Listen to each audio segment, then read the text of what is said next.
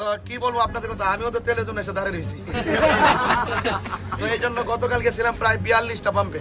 42টি petrol pump ঘুরেও জ্বালানি না পেয়ে ক্ষোভ প্রকাশ করেছেন আলোচিত ইসলামিক বক্তা মাওলানা তাহিরি। সামাজিক যোগাযোগ মাধ্যমে ছড়িয়ে পড়া এক ভিডিওতে দেখা যায় দীর্ঘ সময় ঘুরেও তেল না পাওয়ার হতাশা ও ক্ষোভ জানাচ্ছেন তিনি।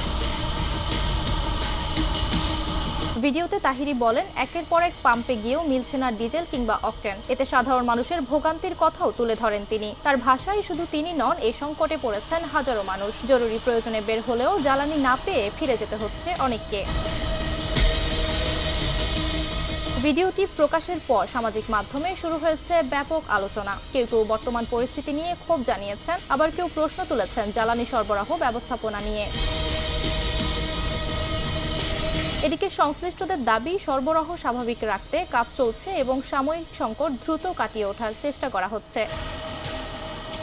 জ্বালানি সংকটে যখন সাধারণ মানুষ চরম দুর্ভোগে, তখন তাহিরির এমন ক্ষোভের ভিডিও নতুন করে আলোচনায় এনেছে পুরো পরিস্থিতিকে। মিমি মাজুমদার, নিরপেক্ষ।